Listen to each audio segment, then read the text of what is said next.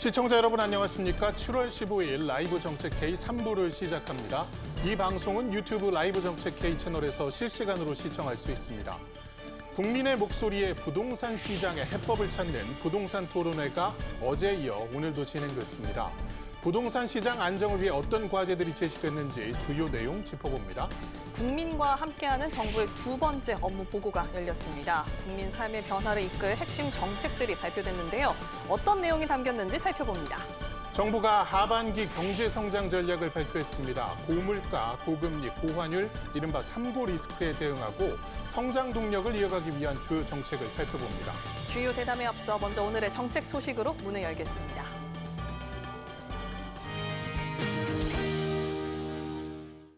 오늘의 정책 소식입니다.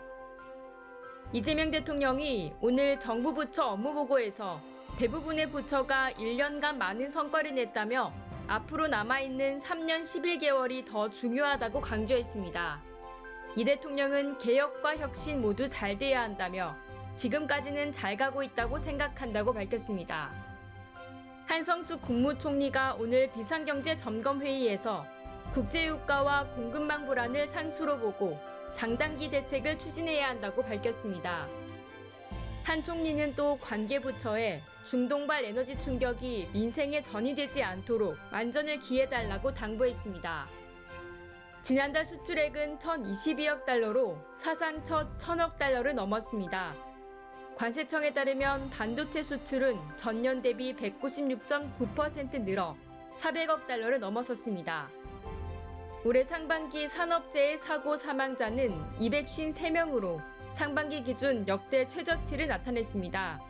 다만 제조업은 대형 화재와 폭발 사고 등의 영향으로 50인 이상 사업장에서 사망자 수가 늘었습니다. 내년도 최저임금이 올해보다 3.7% 오른 시간당 1,700원으로 결정됐습니다. 고용노동부는 결정된 최저임금안을 받은 후 이의 신청 기간 등을 거쳐 다음 달 5일까지 확정 고시해야 합니다. 지금까지 오늘의 정책 소식 전해드렸습니다. 네, 조금 전 이 청와대에서 강유정 대변인의 브리핑이 진행됐습니다. 브리핑 내용 먼저 들어보겠습니다. 청와대 수석대변인 강유정입니다. 대통령 지시사항인 환경미화원 임금지급 실태조사 결과와 관련해 브리핑하겠습니다. 이재명 대통령은 지난 2월 수석보좌관 회의에서 지방정부가 환경미화원의 적정 임금 보장 규정을 이행하지 않는 사례가 있음을 보고받았습니다. 이에 감사나 전수조사를 통해 실태를 파악하고 문제가 있을 경우 책임자를 엄중히 징계하는 한편 미지급된 임금의 신속한 지급을 지시했습니다. 이에 행정안전부는 최근 3년간 지방정부가 발주한 청소 용역 총 2,462건을 대상으로 환경미화원의 노동에 대한 정상적인 대가가 제대로 지급되고 있는지 점검했습니다. 그 결과 적정 임금이 애초 계약 내역서에 적게 반영된 과소 반영 사례 586건, 지급된 임금이 계약 내역서상 금액보다 적은 과소 지급 사례 561건을 적발했습니다. 의무사항인 노무비 전용 계좌를 운영하지 않거나 적정 임금 지급 확인 절차를 미이행한 사례도 다수 확인했습니다. 행정안전부는 전수조사 결과를 지방정부에 안내하고 감사를 통해 위법하거나 부당한 사항이 확인된다면 관계자 징계와 해당 업체 불이익 조치를 실시할 것을 요청했습니다. 향후 유사 사례가 발생하지 않도록 행안부와 기후부, 노동부 등 관계부처가 협의해 제도 개선과 관리 강화 방안도 마련할 계획입니다. 이재명 정부는 앞으로도 지방정부와 긴밀히 협력해 노동자의 권익을 보호하고 공정한 계약 문화가 현장에 뿌리낼 수 있게 철저히 관리해 나가겠습니다. 이상입니다. 네, 강유정 청와대 수석대변인의 브리핑 듣고 오셨습니다. 환경미화원 임금 지급 실태 조사를 지난 2월에 이재명 대통령이 지시를 했는데 행안부가 전수조사를 실시를 했고 약 2,400여 건을 짚어봤다고 합니다. 애초에 임금 계약 내역서에 적정 임금이 있는데 그보다 적게 지급한 사례가 약 586건 나왔고, 그리고 실제 지급된 임금이 이 장부상에 기재된 지급건보다 훨씬 적은 건수도 약 500여 건이 나왔는데 대략 1,000건 가량 부적절 사례가 나온 것 같습니다. 행안부가 감사를 통해서 징계나 업체에 대한 불이익 조치를 할 예정이라고 합니다. 자세한 내용 이후에 또 전해드리도록 하겠습니다. 네, 이제 오늘 주제들 본격적으로 다뤄보겠습니다. 먼저 영상으로 만나보시죠. 대한민국의 최대 문제가 부동산 아닙니까?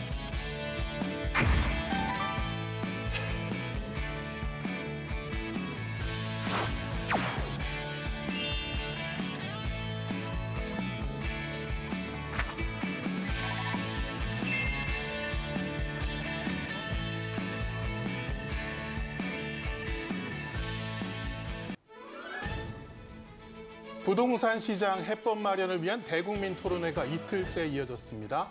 국민의 목소리를 바탕으로 부동산 정책 전반을 점검하는 자리였는데요. 핵심 쟁점 내용 자세히 살펴봅니다. 네, 함께해 주실 두 분입니다. 한문도 명지대 대학원 실물투자분석학과 겸임 교수 그리고 신유진 변호사 나오셨습니다. 어서 오세요. 안녕하세요. 예, 저희 방송 직전에 토론회가 이제 끝났습니다. 네, 그러니까 맞습니다. 어제, 오늘, 내일까지 총 3일이 이어지고 어제가 부동산 공급, 오늘이 이제 금융 규제 관련이었던 예, 것 예, 같고요. 맞습니다. 내일 이제 세제가 다뤄질 텐데 아무래도 이 금융 규제 부분은 골자가 이 주담대 규제 조정이 아니었나 좀 싶기도 합니다. 네, 맞습니다. 일단 크게 세 갈래를 볼 수 있는데요. 일단 이혁원 금융위원장이 일단 전세 대출 찝고요. 네. 또 현장에서 요즘 재건축, 재개발 현장에서 이주비 대출 제한 때문에 좀 사업 속도가 안 나는 거, 이 부분 짚고 나머지 이제 청년에 대한 부분을 이렇게 세 갈래로 나눌 수가 예. 있는데요. 우리가 생각하실 게 연초에 이 금융위원회에서 GDP 대비 가계부채 비중이 좀 높지 않습니까? 이 부분을 2030년까지 80%로 다운시키겠다고 이미 공언을 하고 네. 중장기 전략 과제로 다 삼으셨어요. 거기에 기조를 맞춰서 이제 좀 융통성을 발휘하면서 현장의 어떤 현실성을 반영해야 되는데 현장에서의 요구가 좀 강합니다. 대출 완화의 요점은. 그럼 거기에는 이제 양면의 칼날이지 않습니까? 네. 이 부분에서 이제 이혁원 금융위원장께서 오늘 토론을 통해서 네. 충분히 의견을 수렴하신 다음에 최대한의 어떤 합리적인 방안을 아마 발표할 것 같아요. 제 네. 생각엔. 그래서 제가 볼 때는 이 대립되는 부분에 대해서 이 이혁원 금융위원장이 좀 특이한 얘기를 하나 한 것인데 전세 대출에 대해서 주위에서 그거에 대해서 많은 반응이 없는 반면에 찝어주셨어요. 전세 대출이 서민과 청년을 위해서는 도움이 되는데 일반 사람들한테 넘어갔을 때 전세 대출 갭 투자라는 어떤 요인으로 작용하다 보니까 주택 가격의 갭 투자를 일으켜서 상승을 일으킨다. 이 부분이 고민스럽다라고 또 짚었거든요. 이 부분에 대한 대책도 아마 국민 이번에 토론회를 거쳐서 의견을 다 수렴한 다음에 발표하지 않을까 그렇게 좀 예상됩니다. 예. 대출 규제와 관련한 내용들이 좀 많이 다뤄진 것 같아요. 네. 오늘 또 금융토론회는 이 전문가 패널이랑 일반 국민들 약 50여 명이 참여를 해서 토론을 이어갔는데요. 실수요자부터 업계 관계자까지 다양한 의견이 나왔습니다. 금융위가 좀 특히 눈여겨볼 만한 이 현장 의견 어떤 것들이 있었나요? 네, 먼저 DSR과 LTV 규제에 대해서 말씀하신 것처럼 가계부채 관리해야 되지 않냐, 그리고 집값 상승 작용 이런 거 막기 위해서 좀 이거를 현재보다 좀 유지하거나 아니면 더 강화해야 된다 이런 의견도 있었지만 또 청년층의 미래 소득까지 심사에 반영하는 부분을 넣고 또 실수요자에 대해서는 심사 유연성을 확보해야 되지 않냐 이런 이야기도 좀 나왔습니다. 네. 그리고 또 전세 대출 보증 관련해서는 전세 대출 공적 보증을 합리적으로 조정해서 이 갭 투자를 방지해야 되는 게 아니냐. 그래서 가계부채 이거를 관리해야 된다 이런 의견과 또 반면에 무주택 서민들 실수요 전세 대출은 정부가 좀 적극적으로 지원해야 되는 게 아니냐 네. 이런 반대 의견도 있었고요. 또 이와 함께 말씀하신 것처럼 재개발, 재건축, 이주비 대출 이거는 사업비 부분이 아니다. 이건 주택 담보 대출이 아니기 때문에 사업비 성격이기 때문에 대출 규제 대상에서 좀 제외하거나 좀 개선이 필요한 게 아니냐 이런 의견이 있었습니다. 그러니까 즉 이 전세 대출, 이주비 대출 이런 실수요자 관련해서는 보다 현실에 맞게 좀 대출 부분을 좀 보완해야 되는 부분이 아니냐 이런 제안이 있었습니다. 예. 그 어제 토론회 이야기 좀 해보겠습니다. 예, 예, 국토부 주관으로 이제 주택 공급 관련 이제 토론회였는데 그렇죠. 그 네. 아무래도 재건축 재개발이라든가 네, 맞습니다. 또 신규 택지 공급도 사실은 이렇게 좀 원활하지 않은 상황인 것 같아서요. 그렇습니다. 그 공급이 좀 여러모로 부족한 이유 어떻게 보십니까? 이게 내년까지 이제 그 현상이 이어질 텐데요. 우리가 좀 더듬어 보실 필요가 있습니다. 2022년 그 레고랜드 사태 있지 않습니까? 네. 그때 마침 또 미국이 또 금리를 급격하게 많이 올린 바람에 이 두 가지가 이제 악재가 겹쳤죠. 그때 뭐 한전 회사채도 팔리지 않을 때니까 그 사태로 인해 가지고요. 그러면서 건설사들이 유동성 그 위기를 겪습니다. 그래서 그 당시도 뭐 한 3, 40개가 폐업을 했고요. 그리고 현장들도 자금이 들어야 공사를 하잖아요. 그리고 또 뭐 토지를 샀을 경우에도 PF 사업을 하려면 또 자금이 들어야 되는데 이게 이제 신용경색이 일어나다 보니까 2022년 3년도 중반까지 기억나시겠지만 또 이복헌 금융위원장이 전 그 PF 정상화 또 계획을 막 발표했잖아요. 근데 이게 좀 잘 안 됐습니다. 잘 안 되다 보니까 그것이 2024년까지 누적됐거든요. 2024년도부터는 그나마 다시 좀 정상화돼서 이제 부지도 사고 인허가 나오지만 4년까지 아무것도 없었기 때문에 그럼 계산해 보면 3년을 더 보면 내년까지 올해하고 내년까지 입주할 물량이 주는 어떤 결과를 빚을 수밖에 없어요. 네. 그 영향이 있고 두 번째 또 하나가 있습니다. 이 서울시에서 모아타운을 5년 전부터 시작했잖아요. 근데 그 현장이 한 100몇 군데가 됩니다.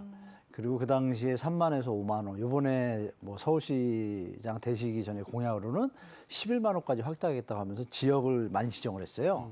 그러면 지역을 지정하게 되면 이게 건설 공급이 일단 건축이 제한됩니다. 현금 청산 대상이 되기 때문에 그럼 그 섹터들은 다 그냥 건축을 못 해요. 그러다 보니까 아파트 공급도 물론이고 비아파트 부분에서도 공급이 거의 전멸 수준인 거예요. 두 개가 겹쳤습니다. 그래서 이게 내년까지는 뭐 우리 부동산 시장에 좀 부정적인 영향을 좀 미칠 거는 뭐 어쩔 수 없다. 지금부터 준비를 잘하면 될 것 같습니다. 예. 이 공급 확대 방안으로 이제 뭐 빌라, 뭐 오피스텔, 주택 같은 네, 예, 예. 말씀하셨던 비아파트 공급 회복도 좀 중요한 화두였습니다. 네. 공급을 늘려야 한다는 데는 이제 공감이 있기는 하지만 네, 네. 사실은 이게 아파트 아니면 지어도 살 사람 없다라는 그런 목소리, 우려의 목소리 좀 많이 나오고 있거든요. 네. 비아파트 공급을 위해서 좀 어떤 부분들이 좀 개선이 돼야 할까요? 지금 정부가 또 열심히 하고 있습니다. 네, 네, 네. 뭐 기억나시겠지만 뭐 역세권 활성화 사업 네. 있잖아요. 그게 이제 역세권에 지금 140%까지 1.4배 확대해가지고 공급량을 늘리고 있고 이 지역 공모를 했어요. 공모를 했는데 공모량의 한 3, 4배 초과해서 공모가 들어올 정도입니다. 그래서 그 부분을 좀 확대할 거라고 좀 네. 보고 있고 거기에 맞춰가지고 다른 지역 뭐 저층주거지나 이런 부분에 대한 계획도 이미 있습니다. 있는데 이제 또 업계에서 네. 비아파트 활성화에 대해서 여러 가지 제안들이 있고 뭐 발표도 했거든요. 네. 근데 이제 여기서 주의할 게 하나 있습니다. 제가 개인적으로 볼 네, 때 네. 그 임대사업자 제도를 다시 부활해서 좀 혜택을 주면서 공급을 늘리자라는 건설업계나 이쪽에 주장도 일리는 있어요. 있는데 그것이 과도한 혜택이 될 경우에는 또 오해를 사지 않습니까? 그 부분을 이제 조금 우리가 체크해봐야 되고 그리고 강력하게 요구하는 게 또 이 비아파트를 주택수에서 제외하자라는 제안들이 막 올라옵니다. 네, 네. 근데 이거는 정말 위험합니다. 우리 정부 관계자나 이 정책하시는 분들은 비아파트가 주택수에서 연구가 제외되면 아시겠지만 요새 재개발 빌라나 다세를 사서 아파트로 짓겠다고 막 분양하는 데가 많아요. 네. 그게 지금 많이 팔리고 있거든요. 네. 그럼 이게 다시 올라갑니다 또. 그러면은 주택수가 제외되니까 어떤 일이 벌어질까요? 지금 토지 거래 허가로 다 규제를 다 겨서 좀 어느 정도 안정적인 실수요자만 움직이고 있는 시장인데 투자 투기 수요가 또 갑자기 나오잖아요. 그러니까 이런 업계 이제 요구 사항은 제가 볼 때는 받아들이기에는 제가 볼 때 잘못된 결과가 나올 가능성이 높기 때문에 이런 건 좀 우리가 체크하고 심도 있게 함부로 막 오케이 할 수는 없는 것 같아요. 그래서 이 공급에서 업계나 정부 관계자나 다 노력을 하고 있는데 옥석을 좀 가려서 뭐 진행하는 게 좋을 것 같고 정부가 현재 하고 있는 것만 잘 하셔도 제가 볼 땐 비아파트에 대한 공급이 좀 많이 활성화될 것 같습니다. 내년부터는. 네. 예. 참 여러모로 부동산은 계속 양날의 검이 좀 그렇습니다. 존재하는 맞습니다. 분야가 많은 것 같은데 그 공급 확대를 위한 여러 방안 중에 이제 재건축 재개발도 있습니다. 그러니까 네, 용적률 그렇죠. 문제라든가 여러 가지 때문에 이것도 좀 속도가 안 나고 있는 상황이긴 네, 한데 토론에서 이 정비 사업 좀 어떻게 가야 한다고 방향성이 좀 나왔을까요? 일단 아까 우리 말씀 나눴던 이주비 대출 얘기가 현장 중에서 이제 진도가 진행되다 스톱되는 곳들이 좀 있습니다. 이주비 대출 때문에. 그 부분은 제가 볼 때는 활성화시켜준다는 것을 저도 동의해요. 네. 그 어느 정도 사업성이나 어떤 절차들이 다 진행이 됐고 이주비 대출만 대출 규제 총량이라는 개념에서 묶여버렸잖아요. 근데 현장의 상황을 볼 때는 공급이라는 대명제를 보면은 이거는 제가 볼 때 굳이 규제할 필요는 없을 것 같고 풀어주고 재개발 현장에서 이제 또 용적률 인센티브 중에서 임대 의무 비율이라고 있지 않습니까? 이걸 좀 줄여달라고 해요. 그런데 우리가 용적률을 올려준 이유가 공공성을 확대하면서 서로 같이 윈윈의 개념인데 그 개인의 조합원들의 이익을 더 해주는 것도 조금 이것도 공공성이 좀 맞지 않다 보니까 정부가 좀 고민하고 있습니다. 그래서 여러 가지 요구 나왔고 재건축 초과이익 환수제에 대한 부분도 또 나왔거든요. 네. 근데 그 부분은 총체적으로 여러 가지 문제가 되고 실제로 세수도 확보가 안 되는 추징은 됐지만 발행을 했지만 세수를 걷지 못하고 있거든요. 이거는 요번에 세제 개편할 때 제 생각에 아마 이여건 금융위원장이 총체적으로 한번 잘 만드신다라면 제가 볼 때는 그 초과이익 환수제를 좀 현실적으로 현장 상황에 맞게 한다라면 재건축이나 재개발 속도에 조금 도움을 주지 않을까라는 게 제 생각입니다. 예. 네. 이 공급을 늘리는 것만큼 중요한 게 이제 국민이 실제 체감하는 주거 안정인데요. 특히 청년과 신혼 부부의 주거비 부담이 크다는 지적도 있었습니다. 먼저 어제 토론회에서 나온 현장 목소리 직접 들어보시겠습니다. 혹시 세입자로 살고 있는 청년들이 전국의 몇 %인지 혹시 아시나요? 2025년에 그 발표된 2024년 주거 실태 조사에 따르면 82.6%라고 합니다. 그래서 10명 중 8명이 세입자로 이렇게 살고 있는데요.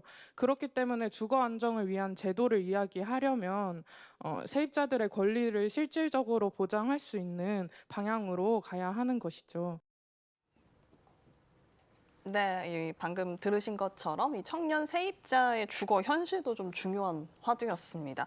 청년 신혼 부부의 이 주거 안정 방안과 관련해서 토론회에서 어떤 내용들이 좀 나왔나요? 네, 좀 방금 전에 들으셨겠지만 네. 이 청년, 특히 뭐 신혼부부 네. 주거 안정을 위해서는 주택 공급 확대만으로는 이 청년과 신혼부부의 주거 불안을 해소하기가 어렵다라는 이야기가 많이 제기됐는데요. 이 전세 사기, 보증금 미반환, 이른바 또 깜깜이 관리비라고 하는 것이 청년 세입자들이 겪는 이 현실적인 문제가 있는데 이런 문제를 좀 해결해야 되는 게 아니냐 이런 이야기가 있었습니다. 이에 따라서 이제 공급 중심 정책에서 세입자의 권리를 좀 보호하는 방향으로 정책을 전환해야 한다는 제안이 나왔고요. 전세 사기 예방과 임대주택 관리를 강화하고 그러기 위해서는 주거 감독관 제도를 도입하는 것이 어떠냐. 그래서 임대차 분쟁에 보다 적극적으로 개입할 필요가 있다. 이런 의견도 제시가 됐습니다. 그리고 이제 임대 시장 구조 개선도 주요 과제를 꼽았는데요. 지역별 적정 임대료 정보를 공공이 제공한다면은 이 시장 기준, 이 가격이 이렇게 공공성이 있기 때문에 좀 더 믿을 수가 있지 않겠느냐. 게다가 또 이제 이 임대주택이 미래 개발 기대감으로 임대료에 과도하게 반영되는 구조를 좀 개선해야 되지 않겠냐. 네. 이런 제안도 나왔습니다. 그래서 이제 청년 공공 임대주택의 경우에는 사실 이 들어가는 기준에 대해서 이 청년이 들어가는 건데 부모의 재산, 뭐 자산 모든 거를 평가하기 때문에 이런 기준에 대해서도 입주 기준을 좀 현실화해야 되지 않겠냐 이런 의견도 제기됐습니다. 네. 예. 그 임대 시장 논의도 좀 있었던 것 네, 같은데, 네, 네. 그러니까 공공 임대만으로는 좀 한계가 있다. 네, 맞습니다. 등록 민간 임대에 대한 규제를 좀 완화해야 되고 일부 용어 가운데 뭐 기업형 민간 임대라는 예, 이야기도 예, 좀 나온 것 같은데 이건 좀 어떻게 보셨습니까? 기업형 민간 임대 말씀 주셨으니까 그것부터 좀 중요한 예. 부분이 되세요. 기업이 수익이 나는 것에는 뭐 하지 말라고도 하지 않습니까? 그렇다면 수익을 보장한 상태에서 국가가 토지나 부지를 적정하게 활용한다면 아마 짧은 시간에 많은 공급량을 뭐 창출할 수 있는 건 누구나 예측할 수 있습니다. 그렇다면 그게 이제 기업형 이제 임대주택인데 기억하시겠지만 박근혜 정부 때 뉴스테이를 했었습니다. 뉴스테이. 근데 그 당시에는 건설업체가 6%만 자기 자본만 있으면 집을 지을 수가 있었어요. 그러니까 특혜가 너무 많았던 거예요. 그리고 나중에 분양 전환이나 매각할 때 수익을 또 그대로 가져가니까 정부의 지원과 임차인의 임차 보증금으로 사업이 거의 이루어졌잖아요. 94%가. 그런데 이제 기업체가 수익을 다 가져가니까 이건 혜택이 너무 많다. 그래서 그때 법이 바뀌면서 인제 얘기하는 이제 기업 임대에 대한 부분이 예전엔 죽였다가 다시 한번 나오는 이유가 공급량이 좀 부족하다 보니까 공공으로는 그리고 또 민간이 지려고 하는 것들은 주로 이제 핵심 요지예요. 그러면 이제 답은 나왔죠. 그럼 기업형 임대주택을 하는 쪽으로 갈 경우에는 공급량이 엄청 늘 수 있다는 건 누구나 예측 가능합니다. 그렇다면 과도한 혜택만 기업으로 가는 것이 아니라 공공으로 넘어오고 일정 부분은 유보하고 이렇게 윤활적으로 할 수 있는 어떤 프로그램만 잘 짠다라면 제가 수익률 개선하는 게 가능하거든요. 그래서 이걸 부정적으로 박근혜 정부 때 부정적인 이슈가 있었기 때문에 우리가 그게 좀 안 좋은데 좋은 쪽으로 외국은 다 그렇게 하거든요. 네. 특히 그 기업형 임대주택을 지을 때 수익을 가져가는 업체 외국은 사회주택이 많지 않습니까? 네. 그러니까 우리나라 정부도 지금 시범을 하려고 현 정부도 지금 계속 조사하고 있는 걸로 알고 있어요. 이걸 좀만 확대한다면 수익 준다는 얘기는 임대료가 저렴하게 된다는 얘기고 공급량은 많아지고 수익은 확보되고 이게 일석삼조가 될 수 있는 가능성이 있거든요. 네. 그래서 정부가 조금 잘 이쁘게 만드신다라면 제가 볼 때 기업형 임대주택은 잘하면 성공할 수 있다 그렇게 생각하고 네. 공급 주체 다변화 얘기가 이제 그 얘기입니다. 기업도 하고 제가 말씀드린 사회주택 어떤 시범 어떤 업체들도 하고 공공도 하고 동시에 이제 어떤 패러다임을 던져준다라면 시장에서 기대할 경쟁도 수 있는 좀 일어날 여지가 생기니까 제가 볼 때는 적극적으로 하는 건 좋습니다. 다만 이제 임대주택 사업자에 대한 얘기도 많이 나오거든요. 근데 이거는 좀 주의할 필요가 있습니다. 우리가 문재인 정부 때도 했다가 조금 역풍을 맞기도 했고 이번엔 또 너무 또 쪼였다가 임대 물량이 없다라는 어떤 역풍이 있으니까 시장의 어떤 현상 이런 것들을 좀 시뮬레이션 한 다음에 천천히 하더라도 정확하게 대책을 발표해 준다면 너무 좋을 것 같습니다. 네. 예. 재개발, 재건축 그리고 신규 택지 공급 외에도 이 도심의 유휴 부지나 공공이 보유한 부지를 좀 적극적으로 활용해야 한다는 의견이 나왔습니다. 그런데 이게 기존에도 계속 이런 방안을 해왔기 때문에 맞습니다. 새로운 이제 공급 기반을 확보해야 한다는 의견이 나왔습니다. 어떤 내용이었나요? 근데 새롭게 이제 말씀을 하셨다기보다는 네. 그동안 이제 업계나 전문가 저를 비롯해서 다 계속 말씀드려왔던 겁니다. 우리 아파트가 예전에 8층, 5층에서 시작했다가 지금 다 30층 올라갔잖아요. 네. 근데 아시겠지만 30년 전에 빌라도 4층이고 지금도 4층입니다. 뭔가 좀 이상하죠? 이런 부분에서 우리가 좀 뭐라 그럴까요? 긍정적으로 조금 생각해 본다면 그렇다면 층수를 높인다는 건 용적률이 올라가는 것인데 이것이 공익에 부합하고 그러면 빌라 다세대 소유주분들이 주로 자금 여력이 많이 없지 않습니까? 네. 이 부분을 공공이 재원을 잘 활용해서 기금을 지원해 준다면 공급량을 늘릴 수가 있거든요. 그리고 중요한 것은 이제 단기가이잖아요. 빌라는 잘 지면 7개월이면 다 짓거든요. 그러니까 이런 부분에 대해서 정부도 네. 지금 얘기하고 있고 계속 해왔었는데 요번에 토론회 때 이 박창규 국토연구원 이분이 좀 더 구체적으로 내용을 좀 얘기를 했어요. 그래서 이거는 업계뿐이 아니라 일부 전문가들이나 또 실제 소유주분들도 지금 어떻게 할 수가 없잖아요. 재개발 지역으로 묶이지 않는 한은 답이 없거든요. 네, 그런 부분에 대해서는 좀 긍정적으로 정부에서 지금 하고 있고 제가 볼 땐 조만간에 한두 달 안에 어떤 가시적인 프로그램이 나올 것 같습니다. 한번 기대해 볼 만한 것 같습니다. 네. 예. 이제 관심은 앞으로 이어질 토론회로 쏠리고 있습니다. 내일은 재정경제부가 부동산 세제를 주제로 토론을 이어가는데요. 먼저 어제 있었던 국무회의 내용 영상으로 보시겠습니다. 보유세를 올리면은 좀 양도세는 깎아줘야지 보유세도 올리고 양도세도 올리고 어떡하는 말이냐 나는 모르겠다 이런 식도 얘기도 나오고 있습니다. 그리고 취득세 관련해서도 좀 작은 주택, 서민 중산층 이런 쪽은 좀 대폭 인하해주고 또 자주택자라든지 또 고가주택 같은 경우는 조금 높여서 차등화해야 되지 않냐 이런 쟁점이 있습니다. 우리 부총리 말씀 들어보니까 예. 요 얘기하는 데서 약간의 그 한쪽 편중이 있는 느낌. 아닙니다. 저는 본인의 노후를 대비한 그런 감정이 약간 한쪽에 들어있는 느낌이 싹 들었어, 그죠? 좀 느껴집니다. 예. 재밌는 장면인데요. 이거 이제 부동산 토론회는 아니고 어제 있었던 국무회의 장면입니다. 그러니까 구윤철 부총리가 일각에서 이제 보유세도 올리고 양도세도 올리면 이거 이러지도 저러지도 못하는 거 아니냐 그랬더니 이재명 대통령이 본인의 노후를 걱정하는 거 아니냐 이런 말을 했었는데 사실은 어제 국무회의가 재밌었던 것이 저러고 나서는 이제 실시간 반응을 좀 보면서 초고가 주택에 대한 종부세 관련 국민 의견을 실시간으로 받았거든요. 이거 받는 게 맞냐? 30억을 받을까? 20억을 받을까? 이런 얘기 있었단 말이죠. 내일 있을 토론의 쟁점 좀 짚어볼까요? 네, 내일 있을 토론회에서 이 부분이 아무래도 다시 화두가 될 수밖에 없는데 이 초고가 1주택에 대한 과세 이 부분입니다. 과연 이거를 어떻게 강화할 것인가에 대한 것인데 이재명 대통령이 이제 어제 부동산 세제로 집값을 억누르려는 것이 아니라 이 세제를 정상화하는 게 1차 목표고 그리고 이 조세가 왜곡됐기 때문에 투기 유발 요인이 있어서 이런 부분을 완화하는 것이 두 번째 목표다. 그러니까 즉 집값을 인위적으로 통제하는 게 아니라 조세 형평성을 높이는 방향에 좀 무게를 두고 있다 이렇게 강조를 하면서 말씀하신 것처럼 이 유튜브 생중계 댓글을 이용해서 즉석 의견을 들었는데 이 실거주 1주택이라도 이 초고가 주택이라면은 세부담을 늘려야 한다. 그래서 늘려야 한다는 의견이 압도적으로 많았고요. 네. 그렇다면 얼마부터 초고가 주택으로 봐야 되냐? 시가 기준으로 해달라. 20억, 30억, 뭐 50억, 100억 했는데 30억이 제일 많았습니다. 시가 기준입니다. 그러니까 시가 기준이 30억이면은 이건 과세 기준으로 하면은 한 10억 원대, 그러니까 20억이 약간 안 될 수 있는. 대통령이 좀 놀라셨어요. 사실 예. 이거 너무 낮은 금액에다 물리는 거 아닌가 싶어가지고. 이게 초고가 주택이 맞냐 예. 이제 이런 얘기까지 나왔거든요. 그래서 이제 내일 재정경제부가 주관하는 이 부동산 세제 토론회에서는 초고가 주택의 기준 그리고 종합부동세 등 보유세 어떻게 개편할지 그리고 주택 수와 실거주 여부에 따라서 이 세금 차등 적용할지 이런 부분에 대해서 집중적으로 논의될 전망입니다. 그리고 또 한 가지가 이제 장기 보유 특별공제 제도 이 부분도 좀 손질을 해야 되는 거 아니냐. 왜냐하면 현재는 실거주하지 않아도 장기 보유만 하면은 이게 양도소득세가 크게 그렇죠. 감면을 예. 받거든요. 그렇기 때문에 이 제도에 대해서는 실거주 요건을 어떻게 강화할지 이런 부분도 검토할 것으로 보입니다. 네, 아무래도 토론회다 보니까 네. 실질적으로 국민들이 어떻게 생각하는지까지 들을 수 있었던 시간이었습니다. 부동산 정책이 국민 삶과 가장 밀접한 만큼 현장의 다양한 목소리를 듣는 과정 중요한데요. 토론회에 직접 참여하지 못하더라도 온라인 의견 수렴 창구를 통해서 자유롭게 의견 남길 수 있습니다.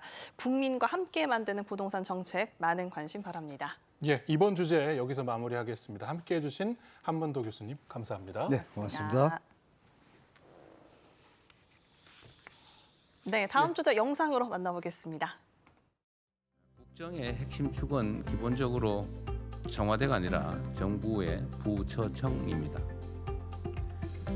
부처청은 청와대의 국정 방향을 감안하되 소관 사무에 대해서는 최종 책임자가 분명합니다. 최종 책임자라는 책임의식을 가지고 좀 능동적으로 자율적으로 소관 업무를 기획하고 집행해야 됩니다.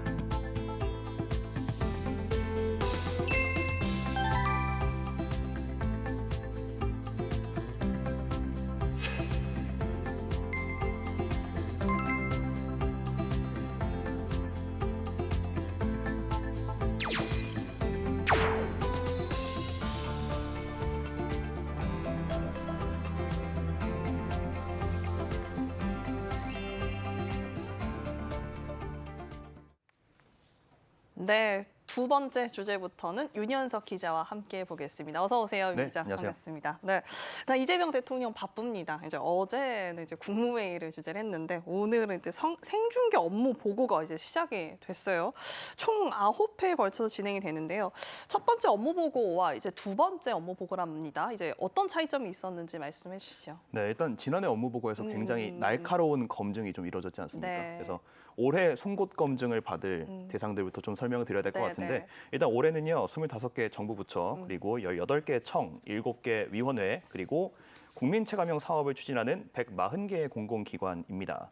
먼저 오늘은 이제 보셨다시피 재정경제부와 국가데이터처, 금융위원회와 기획예산처가 업무 보고의 시작을 이뤘고요. 네. 또 둘째 날이죠. 이제 오후와 오전으로 나뉘어서 진행이 좀 됩니다.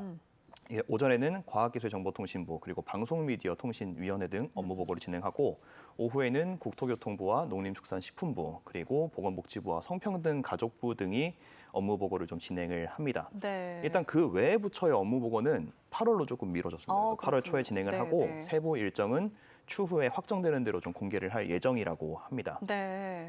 방금 전에 애국께서 질문하셨지만 이번 업무 보고, 지난 네. 업무 보고와 달라진 점이 하나가 있습니다. 네. 네, 바로 매회 20명이 넘는 국민 참여단이 함께합니다. 이번부터는 또 그렇게 네, 되는군요. 그렇습니다. 네. 이 국민 참여단 모집은요, 업무 보고를 단순히 이제 정부 내부의 정책 점검을 넘어서 이 국민이 직접 정책의 결과 그리고 계획 발표에 참여하는 약간 소통의 장으로 만들기 위함이다라고 이제 청와대는 밝혔는데요.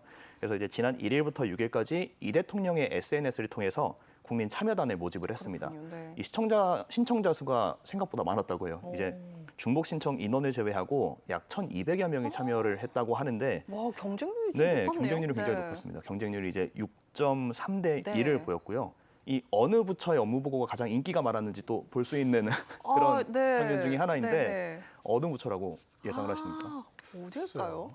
어디일까요? 돈과 관련된 아무래도 부처일 먹고 것 사는 같기도 하고. 네. 문제니까. 힌트를 하나 드리자면 네. 굉장히 요즘에 약간 뜨거웠던 넷플릭스 드라마와 연관이 좀 돼 있긴 한데 바로 교육부입니다. 아. 네, 교육부가 가장 많았고요, 지원자가. 그리고 말씀하신 것처럼 이제 먹고 사는 삶과 관련, 네. 방금도 주거에 대한 설명하셨듯이 국토부가 뒤를 이었고 또 복지부가 그 뒤를 이었습니다. 아, 그렇군요. 네, 이 국민 참여단은요 단순히 참여하고 보고하는 것에 그치지 않고요, 대통령과 같이 정책을 함께 듣고 또 정책 이반자들에게 질문도 할 예정입니다. 예, 국무회의에 이어서 이제 업무 보고까지 국민들 참여가 계속되다 보니까 네. 국민이 직접 진짜 이 국정에 참여하는 기회가 늘어나고 있는 것 네. 같습니다. 이재명 대통령은 업무 보고 모두 발언에서 남은 국정 운영 기간의 중요성을 강조하며 정부가 나아가야 할 방향을 제시했는데요. 직접 들어보시죠. 남아있는 기간이 이제 더 중요하죠. 국정기획 목표에 우리가 부합하게 장기 정책 집행 준비도 잘해야 되겠고 개혁과 혁신 이 두 가지가 모두 잘 돼야 될 텐데 지금까지 온 흐름으로는 잘 가고 있다고 생각됩니다. 예, 임기가 1년이 좀 넘었으니까 사실 남은 기간이 뭐 3년 10개월 정도 네. 되는 것 같습니다. 이 기간에 대한 중요성을 강조한 것으로 보이는데 재정경제부 업무보고 내용 좀 이제 살펴보겠습니다. 10대 핵심 과제 발표했어요. 네. 그 아무래도 저희가 3고라고 하죠. 이제 고물가, 고금리, 고환율이 문제인데 이런 것들에 대한 대응도 좀 담겼을지 궁금합니다. 네, 이 재정경제부가 이 경제 대도약을 뒷받침하기 위한 10대 핵심 과제를 발표했는데 먼저 하반기 물가를 안정적으로 관리한 한편 이 1,400조에 달하는 이 국가 자산에 대해서 이 국가 자산 기본법을 제정해서 국유재산을 단순히 보존 매각 중심에서 가치 창출형으로 전환하겠다 이런 계획을 내놨습니다. 예. 또 이제 공공기관의 AI 혁신을 확대하고 경제 민생 관련 13개 법안의 입법에도 속도를 내기로 했습니다. 그리고 원화 국제화와 MSCI 선진국 지수 편입 추진도 과제로 제시됐는데요. 네. 이 MSCI는 모건 스탠리, 캐피탈 인터내셔널이 발표하는 세계적인 주가 지수로 선진국 지수에 편입되느냐 이 부분이 좀 핵심 과제인데 이재명 대통령이 MSCI 이 선진국 지수에 편입되면은 해외 투자 자금 유입으로서 이 국내 증시 안정에 도움이 될 텐데 왜 잘 안 되고 있느냐 이렇게 물으니까 이 구윤철 경제부총리가 잘 안 되는 것이 아니고 우리 나름의 속도가 있다. 그래서 이 외환시장 안정과 이 제도 개선을 병행하면서 내년부터 MSCI 편입을 적극 추진하겠다 이렇게 설명을 또 했습니다. 네. 정부는 특히 이 외환시장 24시간 개방 등 이 MSCI가 요구하는 이 제도 개선을 단계적으로 추진을 해서 이 선진국 지수 편입 기반을 마련하겠다고 계획하고 있습니다. 네, MSCI 좀 편입이 되면 아무래도 국내 주식시장도 활성화되기 때문에 네. 많은 이제 국민들이 관심을 좀 가질 것으로 보입니다. 네. 두 번째로는 또 금융위원회 업무 보고도 있었습니다. 이 생산적, 포용적, 신뢰받는 금융을 3대 축으로 뭐 하겠다 뭐 이런 식으로 발표를 했는데 굉장히 추상적이고 좋은 말은 다 붙였어요. 그렇습니다. 좀 추상적인 것 같은데 좀 어떻게 좀 내용을 풀어볼 수 있을까요? 저도 이 내용을 보고 굉장히 어려웠습니다. 굉장히 어려웠는데 좋은 말이긴 네, 한데. 네. 사실 좀 한마디로 정리를 하자면 네. 이번 금융구조개혁은 결국에 금융을 첨단 산업 육성의 핵심 수단으로 활용한다는 것입니다. 그래서 이번 정책의 핵심은요, 국민 성장 펀드의 확대라고도 좀 볼 수 네. 있겠는데요. 이 생산적 금융 강화를 위해서 이 국민 성장 펀드 규모를 기존 150조 원에서 200조 원까지 좀 확대를 한다 이렇게 네. 밝혔습니다. 그리고 지원 대상도요, 좀 전에는 12개 첨단 산업에 좀 한정되어 있었거든요. 근데 네. 이제 우주, 항공 등을 포함한 미래전략 산업까지 좀 넓히기로 했습니다. 첨단 산업에 장기간 안정적으로 자금을 공급하는 투자 체계를 좀 구축하겠다는 것으로 좀 볼 수 있겠습니다. 또 이를 뒷받침하기 위한 투자 인프라도 굉장히 중요하잖아요. 이 투자 인프라도 좀 마련이 되는데 이 국가 전략 기술에 집중 투자를 하는 용어가 좀 어렵습니다. 한국전략기술 파트너스, 줄여서는 이제 KSTP라고 하시더라고요. 네. KSTP를 좀 신설을 합니다. 이 KSTP를 통해서 최대 10조 원의 장기 투자 자금을 공급할 예정이라고 합니다. 또 생산적 금융의 기반이 되는 그 자본시장 개혁도 속도를 좀 내는데요. 네, 코스닥 시장의 3대 구조혁신 프로그램을 추진을 합니다. 네. 또 이제 중복 상장 금지 그리고 배당 확대 유도 등을 통해서 이제 주주 가치 중심의 기업 문화 확산에도 조금 손을 댈 예정이고요. 네. 또 포용금융이라고 하는 것이 있는데요. 이 저소득층 한계 계층에 대한 금융 서비스 제공 기회를 확대하는 개념입니다. 이 포용금융의 제도화 내용도 이번 금융 구조 개혁에 좀 담겨 있는데 네네. 이 포용금융 종합평가 체계 그리고 포용금융 최고 책임자 제도를 좀 도입을 하고요. 또 서민금융 안정기금을 신설하고 또 정책 서민금융 지원을 강화할 계획입니다. 네. 네, 그리고 이제 마지막입니다. 정말 네. 긴데 네, 신뢰받는 금융을 위해서는 네. 시장 안정 대책을 좀 마련을 오. 했습니다. 네, 가계부채 총량 관리를 좀 지속적으로 하고요. 네, 네. 또 주택담보대출 관련 자본 규제를 강화를 합니다. 또 금융회사의 지배구조 개선을 위해서 최고 경영자를 뽑는 그 연임 절차를 좀 손볼 예정이고 네. 또 이사회의 독립성을 강화하는 등 금융행정과 감독의 쇄신 방안을 마련할 예정입니다. 네. 예. 계속되는 업무 보고 소식 저희 KTV 라이브와 라이브 정책 K에서 확인하시면 좋을 것 같습니다. 이제 오늘의 마지막 주제 영상으로 만나봅니다. 이번 하반기에 우리가 어떤 성과를 만드느냐에 따라서 우리 대한민국의 미래 30년이 좌우될 것입니다. 올해가 잠재 성장률 3%, 세계 무역 4강, 국민소득 5만 불이라는 대체에 불과 대한민국으로 도약하는 원년으로 기억될 수 있게 힘을 모아주시길 부탁드립니다. 이를 위해서 국민 삶과 직결된 물가와 부동산 안정에 총력을 기울이고 지속가능한 성장 엔진을 가동하는 한편으로 우리 사회의 구조적 문제를 해소하는 데도 힘을 쏟아야 합니다. 지금 하루를 단축하면 나중에 열흘 또는 100일을 벌 수 있다는 자세로 모든 관련 절차를 최대한 빠르게 진행해 주시기 바랍니다. 예, 대한민국을 표현하는 단어가 그동안 저는 동급 최강 정도가 아니었나 싶은데 네. 이제 대체불가로 바뀌었습니다. 그야말로 대체불가 대한민국으로 나아가고 있는데 이를 위한 경제성장 전략, 성장률 3%, 수출 4강, 국민소득 5만 달러 시대를 열겠다고 정부가 나섰습니다. 이 핵심이 뭘까요? 네, 말씀하신 것처럼 3, 4, 5 비전입니다. 이 경제 성장률 3%, 세계 수출 4강, 그리고 1인당 국민소득 5만 달러 3, 4, 5 비전인데요. 이 정부는 상반기 성장과 수출, 증시 등 주요 경제 지표가 예상보다는 양호한 모습을 보였지만 그럼에도 이제 중동 전쟁 이후에 글로벌 경제 환경 변화와 이 공급망 에너지 안보 확보의 중요성이 커진 만큼 이 경제 체질을 한 번 더 강화해야 될 필요성이 있다고 설명을 했는데요. 네. 이를 위해서 3대 분야, 6대 과제를 제시했습니다. 예. 먼저 이제 중동 전쟁 이후 전략으로는 거시 경제를 신속하게 점검할 수 있는 협의체를 신설하고요. 그리고 국내 생산 촉진 세제 도입과 핵심 품목의 전략 비축 확대를 통해서 공급망과 경제 안보를 강화하기로 했습니다. 두 번째는 글로벌 초격차 성장 동력 육성인데요. 이 반도체와 AI 데이터 센터, 피지컬 AI 등 첨단 산업에 집중 투자하고 그리고 지방 중소기업 취업자에 대해서 근로소득세 감면이라든지 또 지방 우대 세제 패키지를 마련해서 국가 성장 동력으로 키우겠다라는 계획입니다. 네. 마지막으로는 구조적 대응 문제인데요. 이 청년 일자리 20만 개를 창출하고 비과세 한도를 확대해서 청년형 ISA를 새롭게 도입하는 한편 교부금 개편과 기초연금 제도 개편을 함께 마련하겠다. 이렇게 해서 재정 효율성과 지속 가능성을 높이겠다는 구상입니다. 네, 좀 경제 대도약을 추진하기 위한 다양한 네. 전략이 좀 나왔습니다. 그 외에도 이 정부는 이 장바구니 부담과 생계비 부담을 좀 줄이기 위한 정책 역량에도 집중을 했습니다. 국민들이 좀 실제 생활에서 체감할 수 있는 변화는 어떤 게 좀 있을까요? 일단 저 같은 경우에는 네. 예를 들자면 시장이나 마트에서 장을 볼 때 생필품이나 식료품의 가격이 내려가 있으면 그럼요. 물가가 좀 잡혔구나 이렇게 체감이 좀 되잖아요. 네, 그 부분을 좀 강조를 한 것 같습니다. 이 농축수산물 전 품목을 대상으로 최대 규모의 할인 행사를 추진을 합니다. 또 이제 농활 상품권이라는 것이 있어요. 이 농축산물의 소비를 진작시키기 위해서 이제 상품권을 발행을 하는 건데 네. 보통 명절 기간을 중심으로 발행이 됐었거든요. 이 농활 상품권을 매달 발행을 할 예정입니다.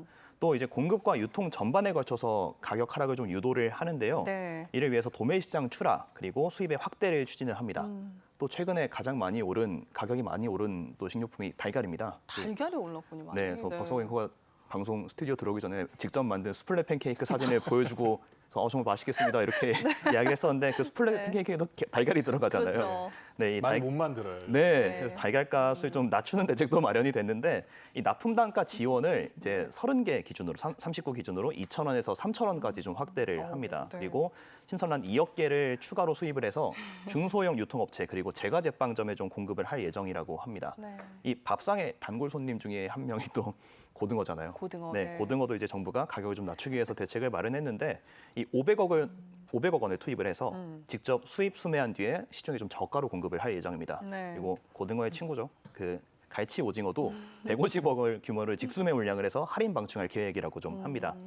이 하반기 중에는요 수입 과일이나 또 이제 식음료 등 먹거리 49개 품목에 30%포인트의 할당 관세를 좀 적용을 하는데 네. 외식업계에서는 이 할당 관세가 적용되면 아무래도 좀 가격 인하나 혹은 가격을 좀 인상하지는 않도록 유지하는 데 조금 더 도움이 될 것이다. 이렇게 네. 좀 얘기를 하기도 합니다. 네. 이 먹거리도 먹거리인데 사실 생계비 부담도 요즘에 굉장히 좀 심각하잖아요. 그래서 네. 이 생계비 부담을 덜어주는 조치도 좀 있습니다. 이 전기나 가스요금 같이 중앙 공공요금은 일단 하반기에 동결을 합니다. 네. 다만 이제 그 지방 공공요금도 지방 정부와 협조를 해서 하반기에 동결 기조하에 좀 관리를 할 예정이라고 네. 합니다. 어, 또 등유랑 LPG를 사용하는 이제 분들에게는 에너지 바우처를 좀 드리고 있는데 이 에너지 바우처 수급하는 가구가 22만 가구 정도가 됩니다. 네. 이 22만 가구에는 오늘 10월부터 내년 5월까지 14만 7천 원을 추가로 좀 지급을 할 계획입니다. 네. 또 석유 가격 안정에도 좀 나서야 할 시점이잖아요. 네, 네. 그래서 이제 필요시에는 유류세 인하 추가 연장 여부 등을 좀 검토를 할 예정이고요. 또 화물과 여객차의 농어민 대상 유가 연동 보조금은 9월까지 좀 지급을 하고 연말까지 연장하는 방안도 좀 추진을 하고 있습니다. 네. 실질적으로 좀 와닿는 그런 내용들도 정리해 주셔서 귀에 또 쏙쏙 와닿았습니다. 예. 그 오늘 저희가 짚어보고 있는 정부의 일정들이 부동산 토론회 그리고 잠시 나왔던 이제 이재명 대통령 주재 국무회의 네. 그리고 경제 성장 전략까지 여기서 공통적으로 다루고 있는 주제가 한 가지 있다면 바로 아마 부동산이 아닐까 네. 싶습니다. 정말 그만큼 먹고 사는 문제만큼 중요한 게 부동산 문제인데 경제 성장 전략에도 이와 관련한 좀 대책들이 담겼나요? 네, 이 주거 안정 방안 그야말로 이 주거를 안정하기 위해서는 공급이 확대돼야 되는 거 아니냐. 그래서 이 주택 공급 확대 방안에 대해서 이제 이야기가 있었는데요. 이 하반기 3기 신도시 12,000가구가 착공을 한다고 합니다. 야, 드디어 착공을 합니다. 이 3기 신도시가 진짜 시범한 지가 좀 됐는데도 불구하고 속도가 굉장히 안 나고 느리게 됐던 여러 가지 사정들이 있지 않습니까? 그런데 이제 착공을 하고 태릉, 성남 등 주요 부지 착공 일정을 또 1년 단축한다고 합니다. 그리고 공공택지지구 지구 지정 계획 협의 기간을 단축한다고 하는데요. 이 협의 기간이 굉장히 길어지면은 이게 삽을 뜰 수가 없어요. 아예 그렇죠. 시작할 수가 네. 없거든요. 그래서 착공한다는 얘기가 나오려면 한참 멀었다 협의 중이다 이렇게 되면은 오래 걸리는데 그런 기간도 단축한다고 하고요. 그리고 또 이제 지구 지정 전에 토지 보상 기본 조사 이런 것도 이제 조기 착수한다고 합니다. 게다가 또 리모델링 이 부분에 대해서도 동의율을 70%로 좀 완화하겠다. 도심 규제 완화도 좀 검토하겠다라고 네. 방안을 내놨고요. 그리고 이 임대주택에 대해서는 이 다변화해서 공공 매입 임대 리츠라고 해서 이 공공 임대를 좀 다변화하겠다라는 이런 계획도 밝혔습니다. 그래서 네. 사실 임대인은 또 이렇게 임차인에 대한 임대료가 연체될까 봐 걱정할 수가 있는데 이 연체 걱정 없는 안심 신탁 사업도 추진하고요. 그리고 또 집값 담합으로 인해서 집값이 떨어지지 않는 부분 이런 문제에 대해서는 아예 근절시키겠다라는 취지로 부동산 감독원 설립을 추진한다고 합니다. 예. 그 3고 중에 이제 고금리로 인해서 어려움을 겪는 분들 아무래도 소상공인이나 서민들이 될 것 같은데 이 고금리 대출을 저금리로 갈아타도록 해준다거나 저금리 대출을 확대한다거나 이런 대책도 좀 나왔나 궁금하네요. 네, 그렇습니다. 일단 소상공인과 서민의 금융부담을 좀 덜 방안들이 굉장히 많이 나왔는데 일단 경영상 어려움에도 불구하고 부채를 성실하게 상환하시는 분들, 소상공인분들 좀 지원을 하는 방안이 먼저 나왔습니다. 최대 1.8%포인트의 우대금리를 제공하는 희망드림 대출 공급을 2배 확대할 예정입니다. 또 오늘 굉장히 생소한 개념들이 많이 나오는데 정부 신용에 기반해서 좀 저리 조달한 자금을 시중 금융기관을 통해서 중소기업에 대출해주는 제도가 이제 온텐딩이라고 하는데 네. 이 온렌딩 지원을 확대를 한다고 합니다. 네. 온렌딩. 네. 연착륙하게 하겠습니다. 맞습니다. 온렌딩입니다. 그런 뜻이군요. 네, 제가 긴장을 해서. 네, 그리고 네. 이제 중소벤처기업진흥공단은요, 또 올해 하반기에 정책 자금 금리 인상을 최소화하도록 좀 노력을 하고요. 그리고 소상공인 시장진흥공단도 7% 이상의 금융권 고금리 대출을 말씀하신 대로 4.5% 금리로 전환하는 대환 대출을 하는 대상을 좀 확대를 할 예정입니다. 금융 소외계층 그리고 신용이 좀 낮은 분들을 보호하기 위한 핀셋 지원책도 발표가 됐는데요. 일단은 저신용자들의 신용을 좀 빌드업하기 위한 소액 또 저리 장기 대출 출시를 좀 검토를 하고요. 또 대출을 좀 성실하게 상환하는 차주에게는 신용 점수를 쌓을 수 있는 혜택도 좀 부여를 할 예정입니다. 그리고 주부나 청년처럼 금융거래 이력이 좀 없어서 대출 조건에서 좀 불이익을 받는 이제 심팔러라는 분들이 계신데 그분들을 구제하는 방안도 좀 마련이 됐고요. 또 불법 추심 굉장히 좀 대통령께서 굉장히 강하게 말씀하시지 않았습니까? 네. 좀 뿌리 뽑아야 한다. 네. 불법 추심 등으로부터 취약 차주를 보호하기 위해 하반기 중에는 대부업법 개정을 추진할 예정입니다. 네. 예.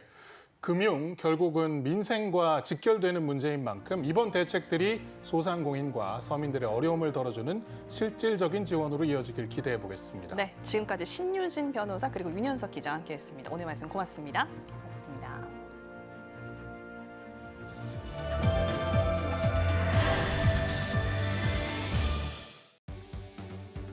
외신에 비친 한국 첫 번째 소식입니다. 일본 아테크시는 이재명 대통령이 지난 14일 청와대 국무회의에서 하반기 경제 대전환 가속화 방침을 밝히고 잠재 성장률 3%, 무역 4강 진입, 국민소득 5만 달러 목표를 제시했다고 보도했습니다. 이날 이 대통령은 상반기 수출이 5천억 달러에 육박했다며 반도체가 성장을 주도하고 다른 품목도 전년보다 16% 늘어 무역 4강 진입이 가능해졌다고 평가했는데요. 이러한 눈부신 수출 실적과 설비 투자 증가 등을 바탕으로 올해 실질 성장률은 3%에 이를 것이라는 전망도 따르고 있습니다. 하반기에는 본격화하는 경제 대전환을 보다 가속해서 대체 불가 대한민국으로 나아가는 길을 더욱 넓혀야 되겠습니다. 아울러 수출 실적과 설비 투자 증가로 올해 실질 성장률이 3%에 이를 것이라는 전망이 잇따른다고 언급했습니다. 이에 따라 이 대통령은 물가 부동산 안정에 총력을 기울이고 초격차 초혁신 성장 동력을 육성해 잠재 성장률을 3%까지 단계적으로 높여야 한다고 강조했는데요. 특히 3대 메가 프로젝트의 조기 현실화를 위해 중앙정부와 지방정부, 기업이 한 몸으로 뛰어야 한다며 관련 절차의 신속한 진행을 당부했습니다. 다음 소식입니다. AFP통신은 이재명 대통령이 AI 반도체 대호황으로 전례 없는 추가 세수가 발생할 것으로 예상된다며 이를 미래 대응을 위한 전략적 투자 재원으로 활용할 것이라고 언급했다는 소식을 전했습니다. 보도에 따르면 이 대통령은 지난 13일 국가재정전략회의에서 미래대응기금을 신설해 미래 청년, 지방 교육에 집중 투자하고 AI 성과를 사회와 공유할 계획을 발표했는데요. 이 대통령은 특히 AI 주도권 경쟁이 결정되는 골든 윈도우를 맞아 반도체 호황으로 확보한 재원을 국가의 소중한 자원으로 활용해 전략적으로 투자해야 한다고 강조했습니다. 한편 박홍근 기획예산처 장관은 내년 세수가 500조 원 이상으로 기존 전망을 웃돌 것으로 보고 800조 원 규모의 역대 최대 예산안을 편성할 방침이라고 설명했습니다. 다음 소식입니다. UPI는 현대 로템의 K2 전차가 나토 품질 보증 인증을 획득하며 국내 방산업체 가운데 처음으로 해당 인증을 획득했다고 보도했습니다. 이번 인증은 K2 전차와 군안 교량, 지뢰 제거 등 각종 계열 전차를 포함하며 현대로템은 이를 통해 유럽 시장에서 입지가 강화될 것으로 기대하고 있는데요. UPI는 특히 이번 인증이 나토 방산 조달 프로그램에 적용되는 국제 품질 보증 기준인 AQAP2110으로 국제적으로 인정받는 방산 품질 인증이라는 점에서 의미가 크다고 설명했습니다. 또 현대로템은 이미 폴란드에 K2 전차를 수출하고 있다며 이번 인증이 중동과 중남미 시장에서 경쟁력을 강화하는 데 기여할 것으로 전망했습니다. 마지막 소식입니다. 홍콩 더 스탠다드는 한국의 3대 메가 프로젝트가 획기적인 정책이라고 소개하면서 단순한 국내 경제 성장 전략을 넘어선다고 보도했습니다. 특히 미중 간 기술 패권 경쟁의 균형을 재편하려는 고도로 계산된 지정학적 포석이라고 소개했는데요. 한국산 반도체 하드웨어에 크게 의존하는 미국에는 한국의 제조 능력 확대가 커다란 전략적 승리라며 아울러 중국을 견제하는 강력한 방어벽 역할도 할 전망이라고 밝혔습니다. 더 스탠다드는 또 한국이 AI 시대의 폭발적인 수요에 대응하는 장기 전략을 통해 세계 디지털 경제 핵심 관문으로서 입지를 더욱 공고히 하고 있다고 평가했습니다. 지금까지 외신에 비친 한국 전해드렸습니다.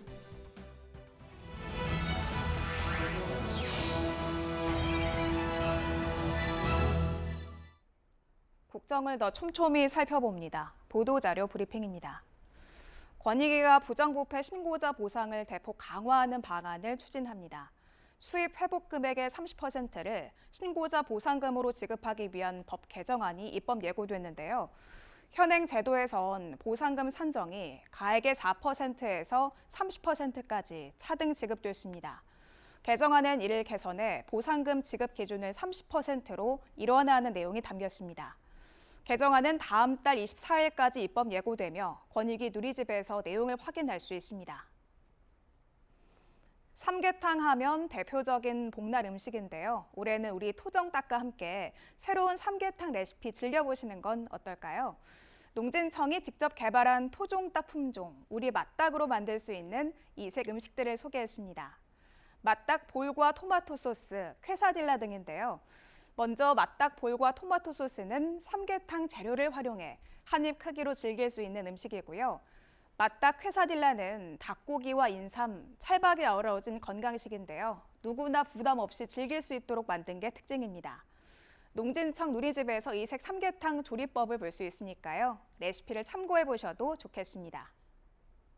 다양한 문화 혜택이 제공되는 문화가 있는 날. 문화가 있는 날이 매주 수요일로 확대됐는데요. 확대 시행 결과 국민 10명 가운데 7명가량은 문화예술활동 참여가 늘어난 것으로 집계됐습니다. 주요 국공립문화시설 6곳의 이용객 가운데 문화요일 경험자 1,000명을 대상으로 조사한 결과인데요. 응답자의 71%는 문화요일 확대 시행 이후 문화예술활동에 참여한 횟수가 늘었다고 응답했습니다. 만족도도 높았는데요. 이용 만족도는 89.8%를 기록했고요. 다시 이용해야겠다는 응답은 91.1%에 달했습니다.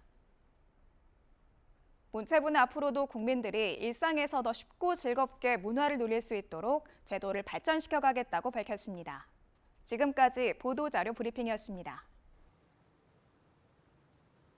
오늘은 삼복더위의 시작을 알리는 초복입니다. 무더위가 다시 기승을 부리고 있는데요. 건강한 음식으로 기운도 보충하시고 충분한 휴식과 수분 섭취도 잊지 마시기 바랍니다.